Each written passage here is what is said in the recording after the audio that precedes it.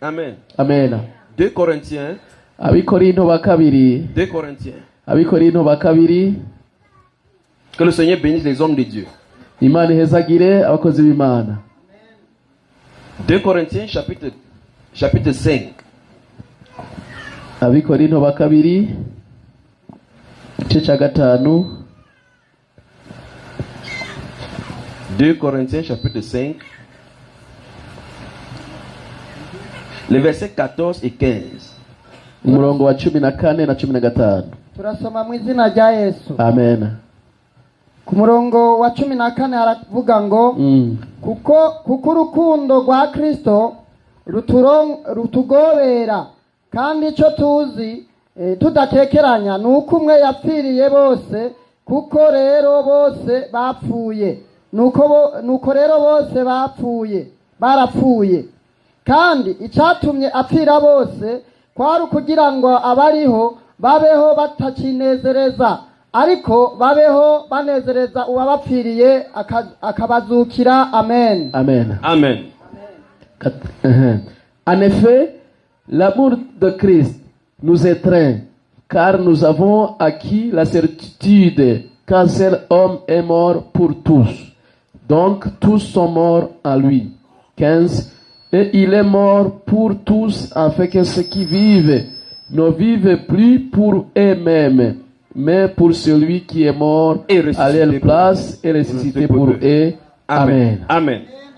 La Bible déclare que cet amour de Dieu-ci, nous jugeons que si un seul est mort pour tous, donc Jésus est mort pour tout le monde. Bibiliya ikishingira intari runo rukundo rw'Imana yuko hari umuntu yapfuye apfira bose. Alors ceux pour qui il est mort sont obligés de vivre un style de vie. Rero abo bantu yapfiriye bagomba kuba muri ubu buzima. Ils vont donc vivre et dépendant de Jésus. Bagomba kubaho ubuzima banezereza wabapfiriye. Donc nos vies ne nous appartiennent plus. Rero ubuzima bwacu ntabwo ari ubwacu. Ntibukiri ubwacu. Nous vivons pour Jésus.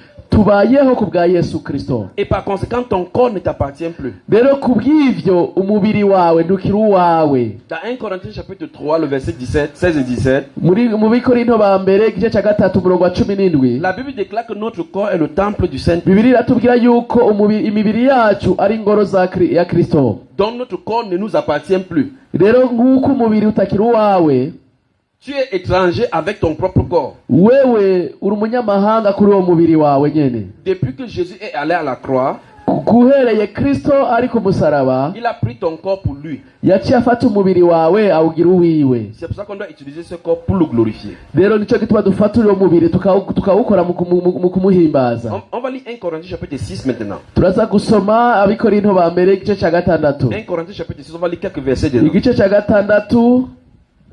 On va lire d'abord les versets 9 à 11, puis les versets 13 à 20. Abikorinto ba mbere igice cya gatandatu. D'abord 9 à 11. Uhereye ku murongo w'icenda gushika ku 11. Puis 13 à 20. Turasoma mu izina rya Yesu. Amen. Nimuzi yuko abagabitanya batazoraga ubwami bw'Imana.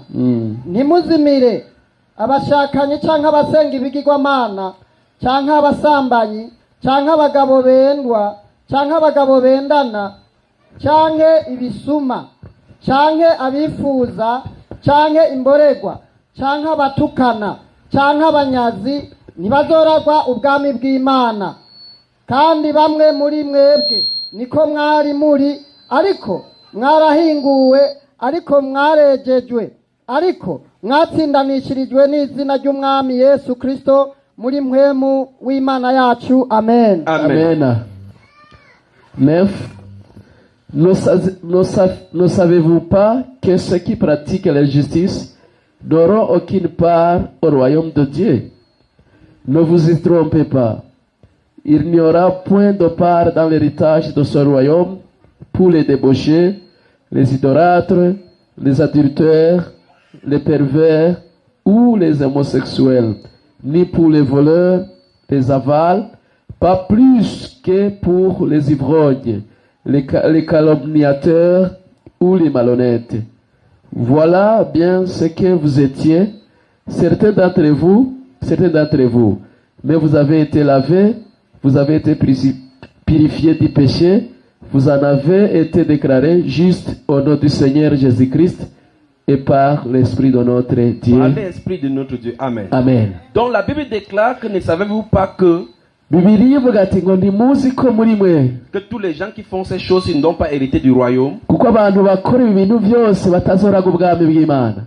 Pourtant nous venons de voir dans Jean chapitre 3 verset 16 rero twabonye hariya muri Yohana igice cya 3 umurongo wa 16 que Dieu a tant aimé le monde qu'il a donné son fils ko Imana yakunze abari mu isi itanga umwana wayo afin que quiconque place sa confiance ne périsse pas mais qui ait la vie éternelle. kugira ngo umwizera wese arahabwa ubugingo budoshira. Et la vie éternelle se passe dans le royaume de Dieu. rero ubugingo budashira bubera mu bwami bw'Uhoraho. Mais ici on commence à exclure les gens qui ne vont pas hériter du royaume. rero hano bariko baravuga abantu batazoragwa mu bwami. On commence à dire que si tu pratiques ces choses tu ne peux pas entrer. bakavuga ati nimba ukora ibi ntuzokwinjira. Donc si vous avez ce style de vie vous ne pouvez pas entrer dans le royaume. rero nimba ubayeho ubu buzima ntushobora kwinjira muri ubu bwami. Et il dit ne vous y trompez pas. aravuga ati ntimwihende. Donc c'est-à-dire que si tu ne te trompes pas en pensant que si tu vis ça tu vas entrer.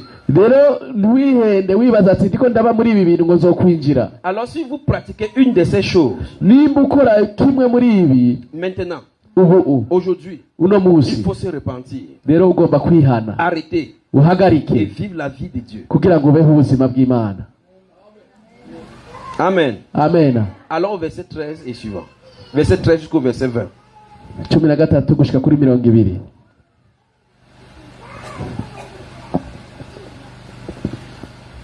ibyo turasoma mu izina rya Yesu.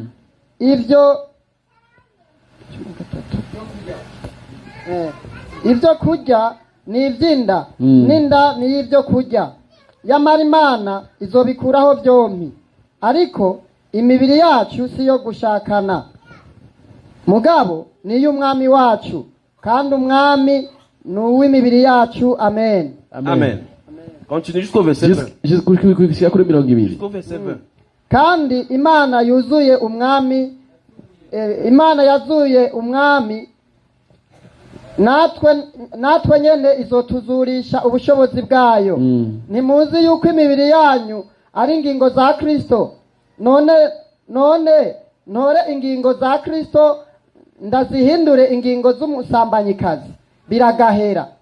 Ntimuzi yuko uwimatanya n'umusambanyikazi aba ari umubiri umwe nawe kuko nk'uko yavuze ati bombi bazoba umubiri umwe. Ariko uwimatanije n'umwami wacu aba abaye impwemu imwe nawe. Amen. Verset 13. La nourriture. 13 se dit: les aliments sont faits pour le ventre, et le ventre pour les aliments. Certes, cependant un jour, Dieu détruira l'un contre l'autre. Non, l'un comme l'autre. Oui. Mais attention, notre corps, lui, n'a pas été fait pour l'inconduite. Oui. Il est pour le Seigneur et le Seigneur est pour le corps. En effet, comme Dieu a ressuscité le Seigneur, il nous ressuscitera nous aussi par sa puissance. Ignorez-vous que vos corps sont des membres de Christ? Vais-je donc arracher les membres de Christ pour en faire ce que c'est d'une prostituée? Sûrement pas. Ou bien, ignorez-vous qu'un homme qui s'unit à une prostituée devient un seul corps avec elle? Car il est écrit, les deux ne feront plus qu'un. Mais celui qui s'unit au Seigneur devient lui un seul esprit avec lui. C'est pourquoi fuyez l'inconduite sexuelle. Tous les autres péchés qu'un homme peut commettre n'impliquent pas son corps, mais celui qui se livre à l'inconduite pêche contre son propre corps. Ou bien encore, ignorez-vous que votre corps est le temple même du Saint-Esprit qui vous a été donné par Dieu et qui maintenant demeure en vous. Vous ne vous pardonnez donc pas à vous-même, car vous avez été rachetés à grand prix. Honorez donc Dieu dans votre corps. Amen. Amen. Honorez donc Dieu dans notre corps et dans votre esprit qui appartient à Dieu. Donc la Bible nous explique ici que quand on mange, ça va dans le ventre. Par la suite, le ventre et la nourriture seront détruits. Rero inyuma y'injya n'inda ivyo bizovaho. Mais que notre corps n'a pas été conçu pour qu'on pêche avec. Rero umubiri wacu ntiwashize kugira ngo dushobore kugira wo gukora ibyaha. Mais pour que ça soit le temple de Dieu. Ni kugira ngo ibe ingoro y'uhoraho. Et la Bible déclare kandi Bibiliya iravuga qu'on doit fuir l'inconduite sexuelle. Rero tugomba guhunga ubushakanyi. Les vies de péché. Ubuzima bw'icyaha. Pour ne pas faire pécher le corps de Jésus. Kugira ngo ntitukoreshe icyaha umubiri wa Yesu. Le corps qui appartient à Jésus. Umubiri wa Yesu. On ne doit pas utiliser nos bouches pour mentir. Rero ntitugomba gukoresha akanwa kacu tubesha. Nos cœurs pour haïr. Umutima mugwanko. Le cœur est fait pour aimer. Umutima wabaye kugira ngo abantu bakundane. Pas pour haïr. Atari kwankana. Donc si vous aimez quelqu'un dans le cœur, iyo ukuze umuntu mu mutima, si vous n'avez pas pardonné à quelqu'un, hama ntumuharire, Dieu t'appelle dans la Bible que tu es un meurtrier. Dieu t'appelle dans la Bible que tu es un meurtrier. Rero arakubwira yuko wewe uri umupfu. Donc si quelqu'un ici n'a pas pardonné, nimba umwe muri twebwe adaharira, alors d'après Dieu, kubw'Imana, la personne que tu n'as pas pardonné, umuntu udahariye, tu l'as déjà tué. We waramwishe. Donc tu as versé du sang. Rero warasheshe amaraso. Donc vous ne devez pas garder quelqu'un dans le cœur.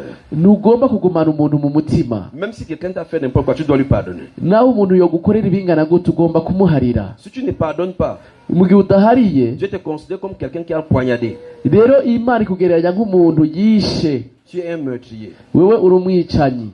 Alors tu vas garder quelqu'un dans le cœur. Wewe ugumanje umuntu mu mutima. Tu vas dans l'église chanter, prier. Ukaja mu ishengero ukaririmba kandi ugasenga. Dieu ferme ses yeux, il ne veut pas te regarder. Imana ica yugara amaso ntigomba no kukuraba. Parce que tu n'as pas pardonné.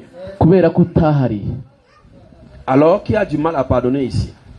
None ninde yakoze ikibi yakorewe ikibi ntiyaharirwa. Ntiyaharira. Ashobora guhaguruka. Levez-vous, on résout le problème et on avance. Muhaguruke dutorere nyinshi ico kibazo hama tubandanye. Même si on t'a fait n'importe quoi, levez-vous. Naho bagukoreye ikingana gute, haguruka. Sinon, devant Dieu, tu es meurtrier. Kuko imbere y'Imana ugaragara nk'umwicanyi. Umuntu azi ko yakorewe ikibi ntiyaharira. N'ayez pas peur, il faut qu'on résout le problème avant d'avancer. Nahaguruke kugira ngo dutorere nyinshi ico kintu hama tubandanye n'ivyigwa. Vous êtes ici, on vous a blessé dans le cœur. Uri hano barakubabaje mu mutima. Merci, applaudissons pour celui qui est debout là-bas. Mukomere amashyi yahagurutse. N'ayez pas peur. Ntugire ubwoba. Ça sera bien pour vous résoudre vos problèmes. Bizoba ni vyiza kuri wewe kugira ngo utorere nyinshi ibibazo vyawe. Même si on vous a fait quoi qui vous a blessé. Birashoboka ukaba warakoze mugabo hariho nabagukoreye. Même si c'est ton mari qui t'a trompé. Irashobora ko hari umugabo wawe yakubeshe. Tu as blessé, tu as pleuré. Yarakubabaje urarira. Et tu as gardé quelque chose dans le cœur. Kandi ugumana ikintu mu mutima n'ubu. Pleurer jusqu'à taper le pied au sol. Ukarira gushika kubita amaguru hasi ku isi. Lève-toi. Haguruka.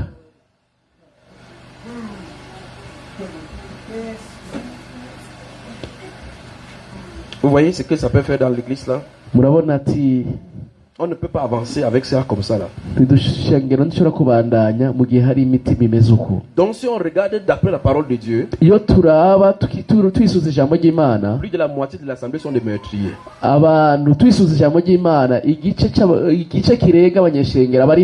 Parce qu'ils ont gardé les gens sur le cœur. Dans 1 Jean chapitre 5, la Bible déclare que nous savons que quiconque hait son frère est un meurtrier. Et il dit, et nous savons qu'aucun meurtrier n'a la vie éternelle demeurant en lui. Donc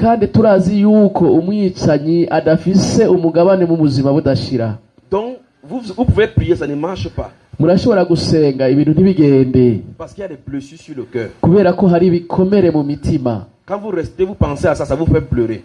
rero igihe cyose mubyibutse bibatera kurira. Et après cette blessure sur le cœur, c'est la haine. Rero nyuma yuko gukomereka ku mutima haca haza n'urwango. Vous ne pouvez plus faire confiance en ces personnes. Rero ntimushobora kandi kwizigira uwo muntu. Mais Jésus veut qu'on pardonne. Mugabo Yesu ashaka ko duharira. Alors vous tous qui êtes debout, approchez-vous, si on va se mettre à genoux ensemble, on va prier. Abantu bose mwahagurutse mwegere hano imbere dufukame. Portons le voici là-bas pour qu'on résolve ces problèmes-ci avant d'avancer.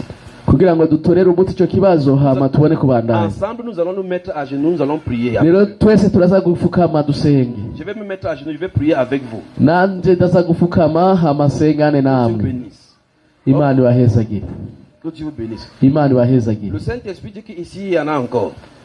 Muhemu yararambira ati naha muri aka gace bari. Des gens qui n'ont pas pardonné. Abantu batahariye. Qui ont la haine sur le cœur. Kandi bafise urwango mu mutima. Il y a la blessure dans cette direction. Hari ahantu abantu bakomeretse hano. Levez-vous. Muhaguruke. On va résoudre le problème maintenant. Tugomba kwishura gutorera umuti cyo kibazo. Ça fait mal mais on va résoudre. Birababaje mbwa kandi tugomba kubiheza. Ça va vous faire mal mais on va résoudre. Tukibiraza kubabaza ariko kandi nigomba ko dutorera umuti cyo kibazo. Avancez. Nimuze hano. Avancez. Nimuze hano. Nimuze hano. Nimuze hano. Nous allons prier. Tugomba gusenga. Il va prier pour vous. Tugomba gusenga. Alors quel que soit ce qu'on vous a fait. Icyo cyose baba baragukoreye.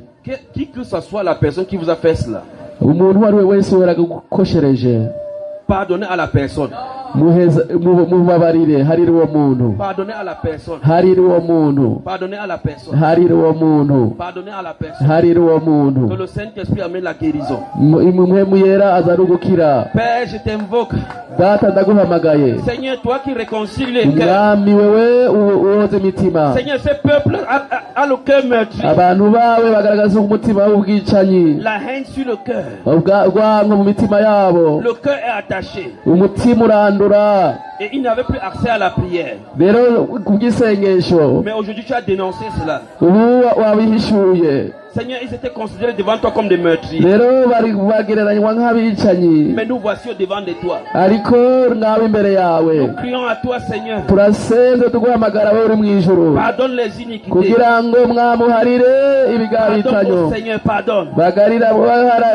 Harira. Pardonne, oh Dieu. Harira mwami. Seigneur, le cœur fait mal. Mwami umutima urababaza. Pardonne, Seigneur.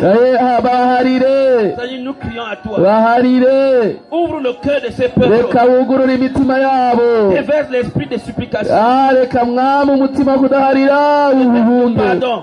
Ubaharire. Nous te demandons pardon. Turasabye imbabazi. Pardon pour le mauvais. Turasabye imbabazi kubw'ubwicanyi. Pardon pour les mauvais propos. Turasabye imbabazi kubw'amajambo mabi. Seigneur, pardon. Harira. Pardonne nos cœurs mauvais. Harira imitima yacu yuguruye. Pardonne à ces cœurs noirs. Pardonne à notre cœur qui est noir. Harira umutima wacu wirabuye. Nous avons la haine sur le cœur. Hariho urwango imitima yacu. Nous avons haï notre semblable. Twaranse abacu. Nous avons dit des choses qui sont mauvaises. Twavuze ibintu bibi. La haine. Urwango. Le meurtre. Ubwicanyi. Seigneur, aujourd'hui nous pardonne. Mwami duharire uno munsi. Seigneur, pardonne. Duharire. Toi qui guéris les cœurs. Wewe ukiza imitima. Guéris, Seigneur. Akizi imitima. Que le cœur aime. Umutima ukunde. Nous ne voulons plus avoir la haine sur le cœur. Ntitugomba kubona urwango mu mitima. Seigneur, pardonne. Harira. Prie. Bandanya usenga. Prie, continue de prier. Bandanya usenga. Continue de prier. Bandanya usenga. Demande au Seigneur de guérir ton cœur. Bwira Mana kiza umutima wanje. Et tout le mal qu'on t'a fait. Ibibi wowe warakoze. Dis au Seigneur que tu pardonnes à la personne. Nuhoraho aharira umuntu. Que ton cœur soit libre. Ubundi yagukomerekeje ubwire Mana ati muharire kugira umutima wawe widegembye. Prie. Senga. Prie. Senga. Le Seigneur vous aime. Imana irabakunda. Le Seigneur vous aime. Imana irabakunda. Le Seigneur vous aime. Imana irabakunda. Qu'il déverse son amour sur votre cœur. Wewe kazana urukundo rwiwe mu mitima yanyu. Qu'il déverse son amour. Hategeza kuba urukundo rw'Imana mu mitima yanyu. Dans ton cœur. Mu mitima yanyu.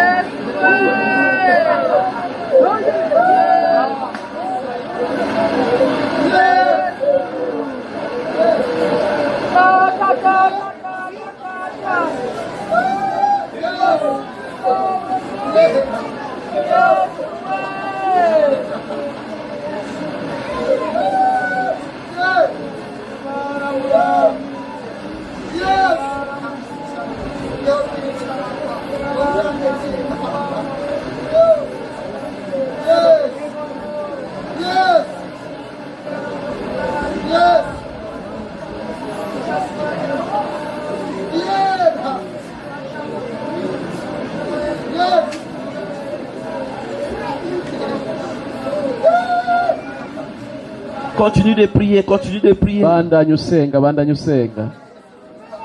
Le Seigneur t'aime.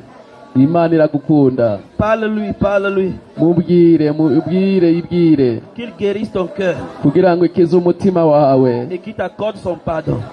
kugira ngo ikize umutima wawe.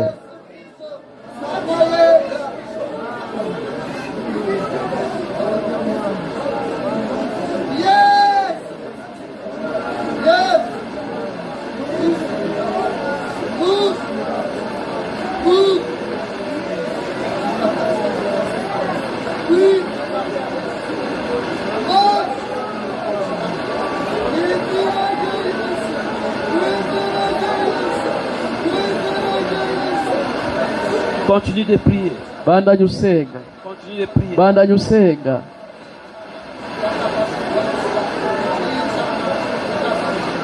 Seigneur, ta grâce.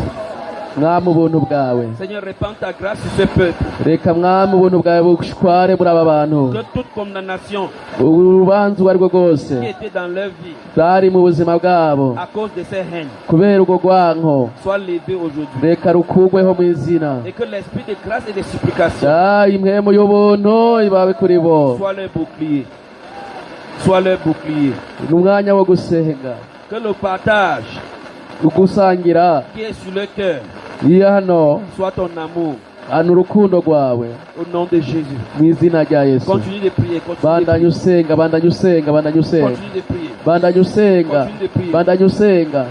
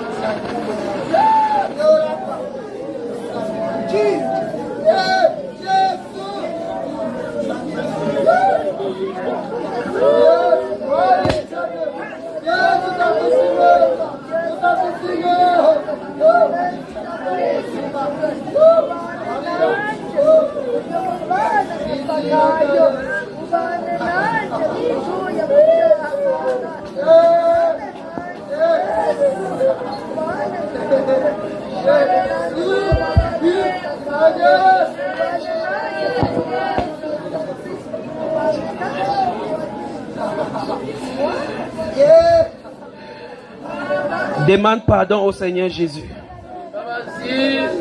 Kristo, Demande pardon au Seigneur Jésus. saba imbabazi Yesu Kristo, Demande-lui de te pardonner saba imbabazi araguharira. pour toutes les fois où tu as haï quelqu'un. Awe ku mpamvu zose wanse umuntu.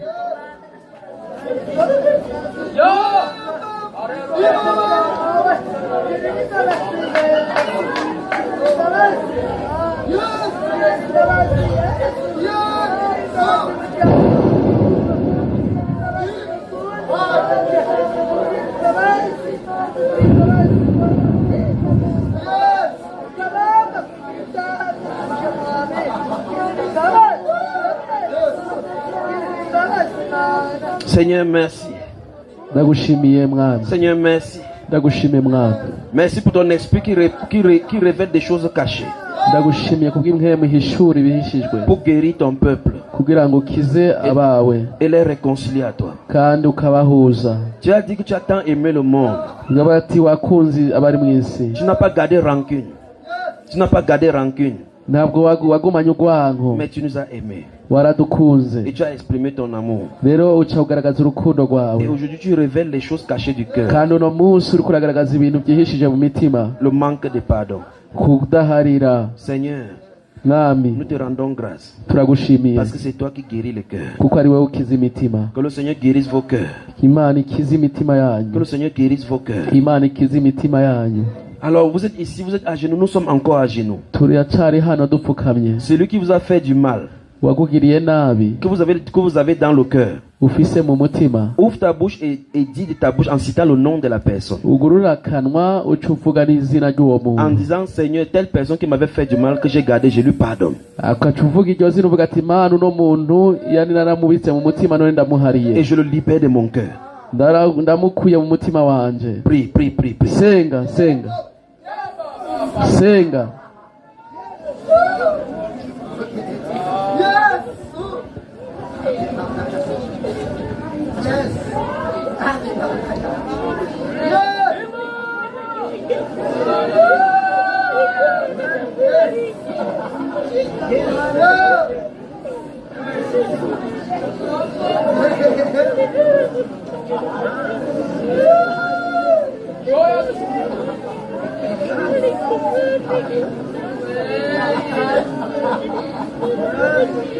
Quel que soit ce qu'on t'a fait, tu dois pardonner. Quel que soit ce qu'on t'a fait, pardonne à la personne. Pardonne.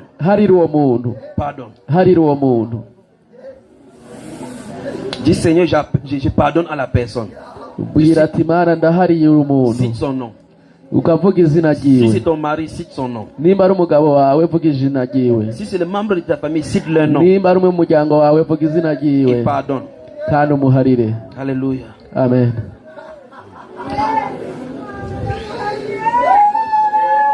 Prie, prie, prie, prie. Uhoraho mana data byagiye mu ijuru. Turagushimiye kubwiye imitima iri hano. Continue de prier. Bandanye usenga jusqu'à ce que la paix vienne sur ton cœur. Bandanye usenga ngo amahoro ashware umutima wawe. On t'a fait du mal, prie. Barakugiriye nabi, senga. Pardonne. Uharire. Pardonne. Uharire. Pardonne. Harira. Pardonne. Harira. Pardonne. Harira. Pardonne. Harira. Pardonne. Harira. Pardonne. Harira. Pardonne. Harira. Le Seigneur t'aime. Yesu aragukunda. Le Seigneur t'aime. Imana iragukunda. Le Seigneur t'aime. Imana iragukunda. Le Seigneur t'aime. Imana iragukunda. Le Seigneur vous aime. Imana iradukunda. Pardonne. Harira. Le Seigneur t'aime. Imana iragukunda. Jeune fille, le Seigneur t'aime. Wewe mukobwa, Imana iragukunda. Pardonne. Harira. Libère les gens de ton cœur. Kura abantu mitima yawe. Libère les gens de ton cœur. Kura abantu mutima wawe.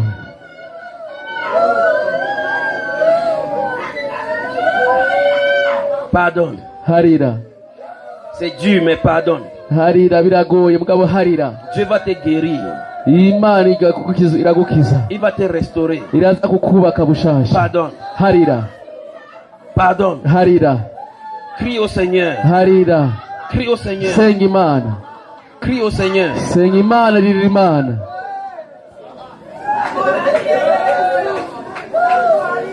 Pardonne. Harira. Le Seigneur va te guérir. Imana iraza kugukiza. Il connaît le mal que tu as souffert. Arazi kibi wakorewe. Il connaît la peine de ton cœur. Arazi amarira agahinda kari mu mutima wawe. Il veut juste que tu pardonnes. Aragomba kuharira gusa. Pour qu'il te bénisse et te guérisse. Kugira ngo aguhezagire kandi agukize. Pardonne. Harira. Pardonne. Harira. Pardonne. Harira. Pardonne. Harira. Harira.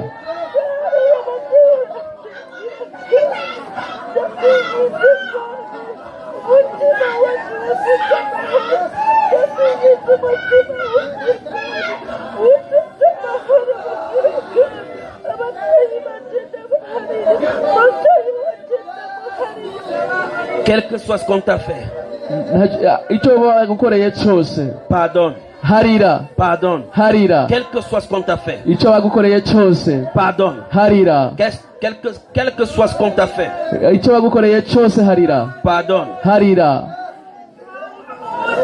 Dis Seigneur, je pardonne. Vuga ati Mana ndahariye.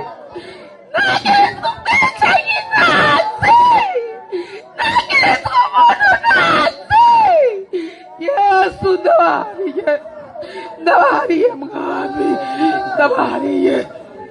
Nagwara penetansi yakubwo umuryango kubwabo, yagwa mu muryango. Yesu ndabahariye, narinda bimara y'imyaka ibiri, ndabahariye. Seigneur, ta grâce sur le peuple. Ubuntu bwawe ku bantu bawe. Seigneur, touche ton peuple. Seigneur, touche ton peuple. Gukora ku bana bawe. Seigneur, touche ton peuple. Gora ku bantu bawe. Seigneur, touche ton peuple. Mwami kora ku bantu bawe. Seigneur, touche ton peuple. Bana kora ku bantu bawe. Seigneur, touche ton peuple. Mana kora ku bantu bawe. Seigneur, touche ton peuple. Mana kora ku bantu bawe. Seigneur, touche ton peuple. Mwami kora ku bantu bawe. Seigneur, touche ton peuple. Mwami kora ku bantu bawe. Seigneur, touche ton peuple. Mwami kora ku bantu bawe. Seigneur, touche ton peuple. Mwami kora ku bantu bawe. Prie, prie, prie. Senga, senga, senga, senga.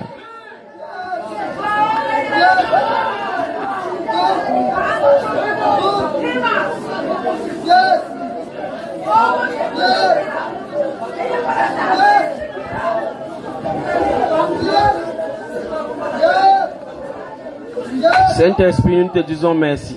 Mwemu yera turagushimiye. Parce que tu révèles pour guérir. Kuko uhishura kugira ngo ukize. Tu révèles les choses cachées pour restaurer. Uhishura ibyihishije kugira ngo wubake bishahashe. Parce que tu aimes ce peuple. Kubera kukunda ubwoko bwawe. Tu as dit exactement quel était leur problème. Wowe wavuze ikibazo cyabo icyari cyo. Car tu veux amener la restauration dans leur vie. Kandi ugomba kuzana ukububaka ukundi. Tu veux guérir les cœurs brisés. Ugomba gukiza imitima yari imenetse. Restaurer les vies brisées. Reka mwami wubake ubuzima bwabo. Merci Seigneur pour l'esprit de pardon. Ndagushimiye ku mpemu yo guharira. Merci pour la réconciliation. Ndagushimiye ko ushobore kubuzuza. Merci pour le peuple que tu touches. Ndagushimiye kuko abantu bandanye ukorako. Merci pour le cœur restauré. Ndagushimiye kuko imitima wubatse. Merci Seigneur Jésus. Ndagushimiye Yesu. Ouvre ta bouche et dis merci au Seigneur pour le pardon. Gura akanwa kawe uvuga ati ndagushimiye Mana ko umpaye guharira. Dis merci au Seigneur pour le pardon. Uvuga ati ndagushimiye Mana ko umpaye guharira. Pour la guérison de ton cœur. Kugira Mana kugukira umutima wawe. Dis merci au Seigneur Jésus. Vuga ati ndagushimiye Yesu Kristo. Dis merci. Vuga merci. Merci parce qu'il a restauré ton cœur. Ati ndagushimiye ko wubatse umutima wanje. Il a restauré ton cœur de toute haine. Amaze yubatse umutima wawe awukure ugwanko gose. Alléluia. Amen. Veuillez vous asseoir, que le Seigneur vous bénisse. Mumani bahezagire murashobora kwicara. Magnifique Jésus. Magnifique Jésus. Jésus est bon. Ati Imana ni nziza. Jésus est bon. Imana ni nziza. Que le Seigneur vous bénisse, peuple de Dieu. Imana ihezagire bwoko bw'Imana. Que le Seigneur vous bénisse. Imana ibahezagire. Vous voyez donc que murabona rero on ne peut pas avancer avec le Seigneur ntitushobora kubandanya mu mwami sans résoudre les fondamentaux. Tudashoboye kwishura cyangwa gukuraho kubaka umushinge. Parce que l'amour et le pardon kuko urukundo no guharira sont liés. Ni ibintu bifatanye. Tu ne peux pas aimer Jésus. Dushobora gukunda Imana. Tu ne peux pas dire que tu aimes Jésus. Dushobora kuvuga ko ukunda Imana et tu détestes quelqu'un. Kandi ukanka mwene so. Ouvrons Matthieu chapitre 6. Tugurure Matayo igice cya gatandatu. Matthieu chapitre 6. Igice cya gatandatu. On va lire plusieurs passages maintenant. Turaza gusoma imirongo myinshi ubu. Après avoir lu dans Matthieu, nyuma gusoma muri Matayo, on va aller dans le livre d'Ésaïe. Tugenda mu gitabo cya Yesaya. Je vais vous donner les passages. Ndaza kubaha umurongo. On va lire les psaumes. Tuza gusoma Zaburi. Et on va rentrer encore dans Jean. Amace tugaruka kandi muri Jean. Amen. Amen. Quel moment merveilleux Dieu dispose pour vous. Umwanya murumva umwanya udasanzwe Imana yateguye ku bwanyu. Comment vous vous sentez maintenant? Ubu mwiyumva gute? Comment vous vous sentez Ubu maintenant? mwiyumva gute? Bien. Dites merci au Seigneur. Vuga ati merci Seigneur. Parce que ces choses-là sur le cœur, Ibyo bintu byari ku mutima, même si tu pries n'importe comment, naho wosenze gute, Dieu ne peut pas entendre ça. Imana ntiyobyumvise. Parce que Dieu a ses règles. Kuko Imana irafise ivyitondegwa. C'est l'une des règles qu'on va voir maintenant dans Matthieu chapitre Rero 6. ni kimwe mu vyitondegwa tuza kubona hano. Les versets 14 et 15. Matthieu chapitre 6, Matayo igice cya gatandatu umurongo wa 10 versets 14 et 15. na 4 na 15. izina rya Yesu. Amen. 14 haravuga ngo kuko nimwaharira abantu ibyaha byabo na so wo mu ijuru azobaharira namwe, ariko nimutaharira abantu ibyaha byabo na so wo mu ijuru ntazobaharira ibyaha byanyu. Amen. Amen. En effet, si vous pardonnez aux autres leurs fautes, votre Père céleste vous pardonnera aussi. Mais si vous ne pardonnez pas aux autres, votre Père ne vous pardonnera pas non plus vos fautes. Amen. Amen. Donc, Dieu dit ici Aha, Imana ivuga que si vous pardonnez à quelqu'un, ati nuharira uwundi, Dieu va aussi vous pardonner. Imana nayo izoguharira. Quelle que soit la faute. Ntacyo uburemere bw'ikosa yagukoreye. Quand Dieu a envoyé Jésus pour mourir à la croix, Igihe Imana yarungika Yesu kugira ngo apfe ku musaraba, il n'a pas parlé de ta faute. ntabwo yigeze imubwira ikosa ryawe. Comme il t'a aimé, il a juste envoyé le Seigneur. Kubera ko yagukunze yacirungika umwami uko. Comme il a prouvé, comme en envoyant son fils mourir pour toi, Nguko yabigaragaje yuko bukurungika umwana kubwo rukundo yagukunze. il montre qu'il nous a pardonné. Rero bigaragaza ko yaduhariye. Et donc, si tu as n'importe quoi contre quelqu'un, Rero nimba ufise ikintu mupfa n'umuntu, quel que soit ce qu'on t'a fait, ntacyo uko ico yo baragukoreye cyose, c'est vrai que ça fait mal dans le cœur. nivyo byakugiriye nabi mu mutima. Mais Dieu dit ici Mugabo hano Imana iravuze que si vous ne pardonnez pas aux hommes leurs fautes, ati nimudaharira abandi Dieu ne vous pardonnera pas non plus. nayo ntizobaharira. Dans Marc chapitre 11, Usomye Mariko igice cya 11 versets 23 et 24, umurongo wa 23 na 24, il dit que si on est debout faisant la prière, nimba ugomba et gusenga, qu'on se souvient qu'on a quelque chose contre quelqu'un, hamukibuka yuko hari icyo upfa na mwene so, on doit d'abord laisser ces choses ucureka ibyo byo gusenga pour se réconcilier. kugira ngo ugende kwaza mwiyuzuze. Donc pour résoudre le problème du pardon, Rero kugira ngo uwishure kino kintu cyo guharira. donc pour Dieu, Imana le problème du pardon est plus important que la prière. rero Imana ku Mana uguharira kurakomeye kurusha gusenga. Donc chaque fois que vous voulez prier, Igihe cyose ugomba gusenga, vérifiez dans votre cœur si vous n'avez pas quelqu'un que vous avez bloqué dans le cœur. banza usuzume mu mutima wawe ko atabuntu wabitseyo. Vous devez pardonner.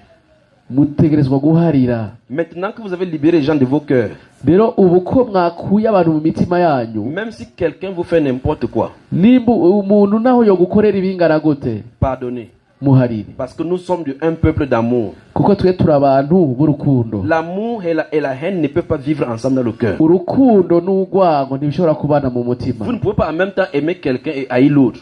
Ntushobora gukunda umwe ngo wange uwundi. Nous devons aimer. Tutegerezwa gukundana. Dans Jean chapitre 13 verset 35, Usomye Yohana igice cya 13 umurongo wa 35, quand Jésus sortait du monde, igihe Yesu yarasohotse, il a dit voici la preuve. aravuga Voici la preuve raba icyemezo que vous êtes mes disciples. ko muri abigishwa banjye, C'est-à-dire que vous appartenez à Jésus. ko muri aba Yesu, C'est que vous aimez les uns les autres. nuko mukundana. Donc l'amour authentique Urukundo rw'ukuri est la preuve authentique kandi icyemezo cy'ukuri qu'on a cru à Dieu authentiquement. ko twizeye Yesu by'ukuri. L'amour authentique donc est la preuve de la foi authentique. Rero urukundo rw'ukuri ni icyemezo cy'ukuri ko twakunze by'ukuri. Si vous aimez et vous haïssez, nimba mukunda hama hakaza n'ubwo mukaca mwanka abandi Tu aimes une personne et tu haïs une autre personne. ugakunda uyu ukaca wanga uriya, Ton amour n'est pas fiable. urwo rukundo ntirushitse, Ton amour n'est pas authentique. urwo rukundo sigo, Ta foi sera chancelante. urwo rukundo Ta foi sera chancelante, vacillante. ukwizera kwawe kuzoza guhungabana. Quel que soit ce qu'on t'a fait, tu dois pardonner. Icyo yogukorera cyose utegerezwa kumuharira. Amen. Amen. Matthieu chapitre 18. Matayo 18. Que Dieu bénisse son peuple. Imana ihezagira abantu bayo. Que le Seigneur vous bénisse. Imana ibahezagire. Que le Seigneur vous bénisse. Imana ibahezagire. Qu'il bénisse vos vies. Imana ihezagire ubuzima bwanyu. Qu'il bénisse vos maisons. Imana ihezagire inzu zanyu. Qu'il bénisse vos foyers. Imana ihezagire imiryango yanyu. Qu'il bénisse vos champs. Imana ihezagire imirima yanyu. Qu'il bénisse vos commerces. Imana ihezagire ibidandazwa byanyu. Bénisse vos enfants. Imana ihezagire abana banyu. Au nom de Jésus. Mu izina rya Yesu. Amen. Matthieu chapitre 18. Matayo 18. Nous allons lire à partir du verset 18. Tuza gusoma uhereye ku murongo wa 18. On va descendre jusqu'à la fin. Matthieu chapitre 18 à partir du verset 18 jusqu'à la fin. turasoma mu izina rya Yesu. Amen. Ku mutwe w'amajambo havuga ngo guharira abatugiriye nabi. 18 haravuga ngo ndababwira ukuri, ibyo muzohambira mu isi byose bizoba bihambiriwe mu ijuru, kandi ibyo muzohamburura mu isi byose bizoba bihamburiwe mu ijuru. Kandi ndababwira ukuri yuko imibiri yuko babiri muri mwebwe nibahuriza inama mu isi gusaba ikintu cyose, data wo mu ijuru azokibakorera. Kuko aho babiri canke batatu bazoba bakoraniye mu izina ryanje, nanjye nzoba ndi hagati muri bo. Amen. Amen. Est-ce qu'il a fini? Il n'a pas fini. Jusqu'à la fin. Maze Petero aza kuri we aramubwira ati, mushinga ntahe, inshuti yanjye niyangirira nabi nzomuharira ngeze kangahe? Ngeze 7. Yesu aramubwira ati, jeho sinkubwira yuko ugeze 7, ariko ugeze 7 gushitsa ibiheta-ngabo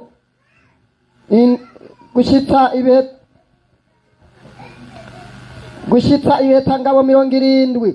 Nico gituma ubwami bwo mu ijuru busa n'umwami yagombye gusuzuma ibyo yabikije abantu biwe.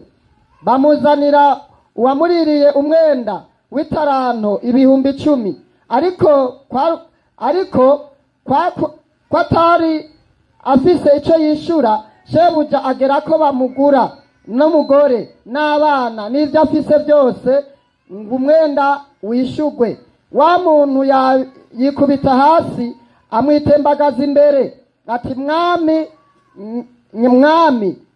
nyihanganira, nzokwishura byose. Shebuja w'uwo muntu amugirira akagongwe, aramurekura, amuhebera wa mwenda amufitiye. Uno muntu asohotse abona mugenzi we yamuririye umwenda w'idenariyo 100. Aramufata amugwa mu muhogo ati, nyishura ibyo umperaniye. Uyo mugenzi we yikubita hasi aramutakambira ati, nyihanganira, nzokwishura byose. Wa wundi aranka, aragenda amushirisha mu ibohero gushitsa aho azomwishurira ibyo amufitiye. Bagenzi wiwe babonye ibibaye barababara cyane, baragenda babwira shebuja ibibaye byose. Buno shebuja aramuhamagaza aramubwira ati, wa muntu mubiwe, naguhebeye umwenda wose aho wantakambira, none nawe nukwiye kugirira imbabazi mugenzawe nk'uko nanjye nazikugiriye. Shebuja araraka amuhereza abasoda gushitsa aho azokwishurira ibyo amufitiye byose. Na data wo mu ijuru niko azobagirira nimutahariranira umuntu wese ngo aharire mugenzi we bivuye mu mutima. Imana ishimwe cyane. Amen. Amen. Amen. Prenons à partir du verset 25. Vous. 25. 25. Comme son serviteur n'a pas de quoi rembourser ce qu'il devait, son maître ordonna de le vendre comme esclave avec sa femme, ses enfants, ainsi que tous ses biens pour rembourser sa dette.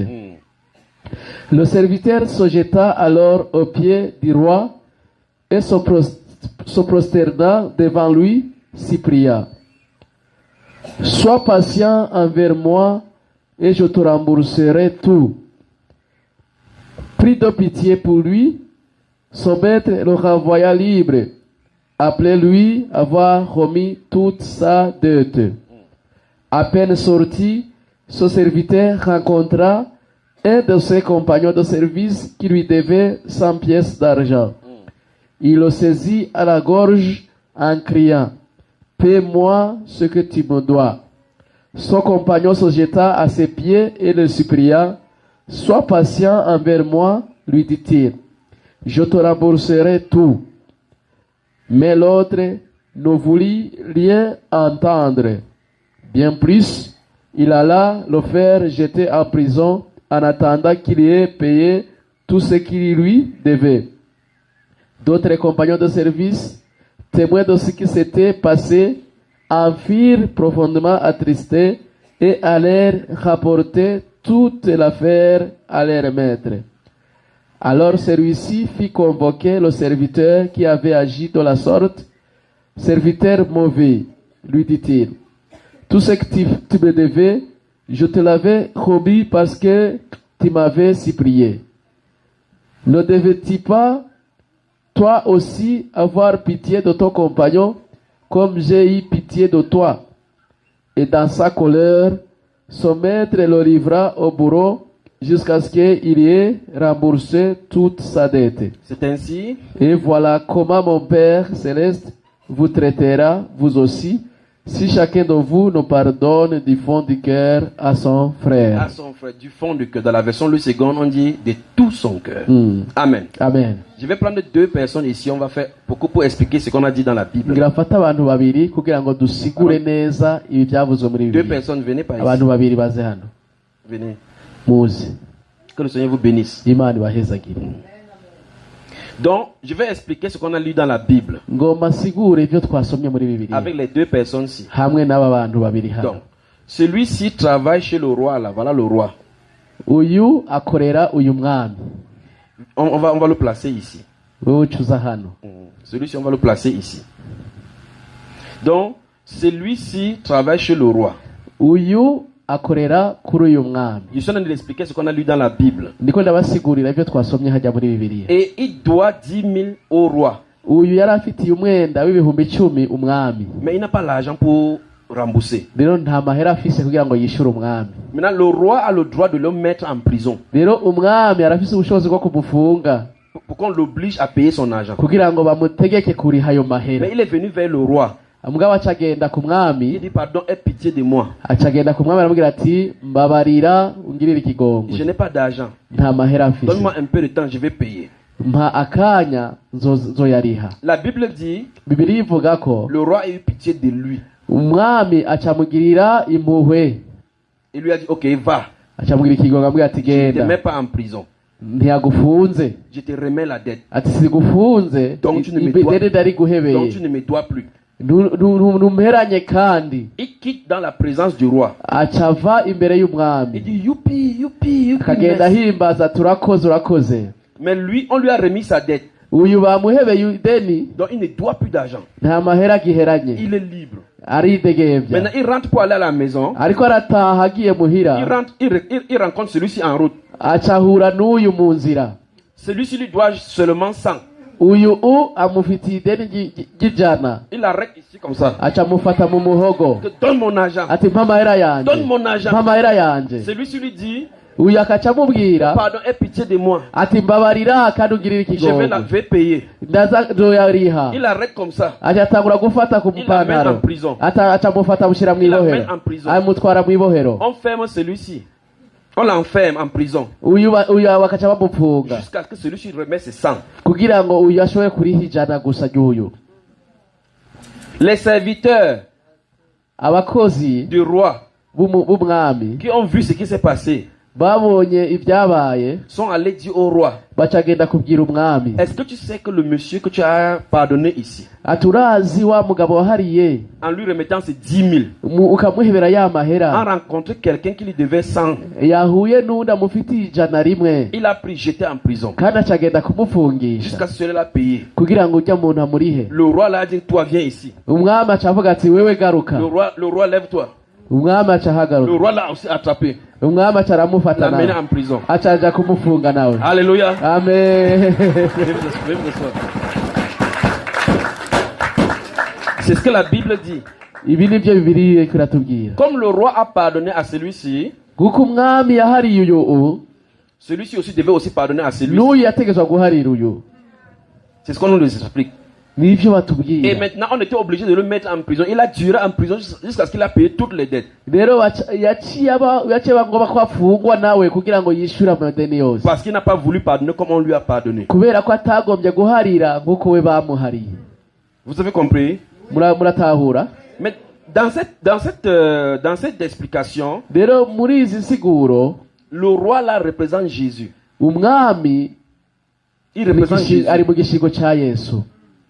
Tout le monde doit à Jésus. Umwami hano agereranywa na Yesu. Abantu bose twese dufitiye umwenda. Parce qu'on a une grande dette, on a une grande dette envers lui. Turafise ideni rikomeye ku mwami wacu Yesu. Il a payé par sa vie pour nous sauver. Yaratanze ubugingo bwiwe kugira ngo adukize. Et c'est la plus grande dette qui puisse exister. Rero iyo ni ideni ikomeye ishobora kubaho. Donc si je viens devant Jésus, Igihe nze imbere ya Yesu, il dit Seigneur, pardonne mes péchés. nabwo ati mwami mparira ibyaha Il me byanjye pardonne. kandi Ça akamparira. veut dire qu'il a effacé la plus grande des dettes. Bisigura ko abakuyeho umwenda ukomeye kurusha iyindi myenda yose. Maintenant, il m'a pardonné. Rero ubu yampariye. Si je me tourne, Ngarutse même si quelqu'un a volé ma voiture, ngasanga uwundi yivye imodoka même si yanjye, quelqu'un a pris mon argent, il m'a pas payé. ngasanga umuntu yivye amahera Même si yanjye, quelqu'un a fait n'importe quoi, nawe umuntu yoba yankoreye ikimeze gute, la dette que le roi a payée pour moi est plus grande que ça. ideni umwami yandihiye rirusha agaciro ivyo nibwe. Jésus s'attend à ce que comme il m'a pardonné, que je pardonne.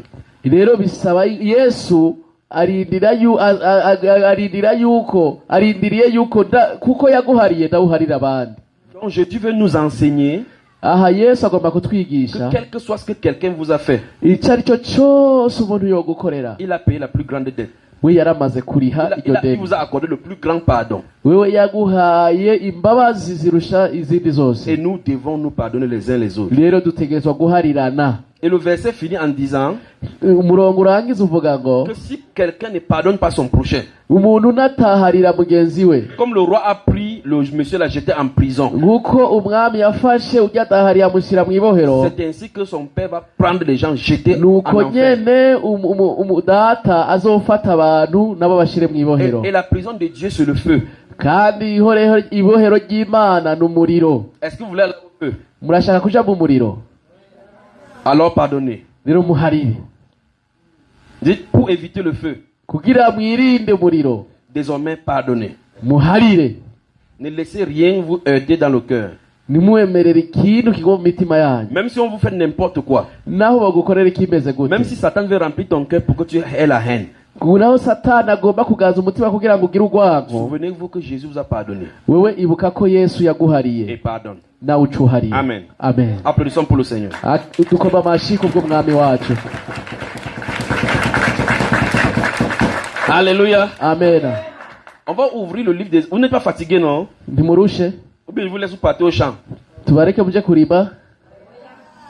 Il dit, oh, il y a que ton... Non. Non.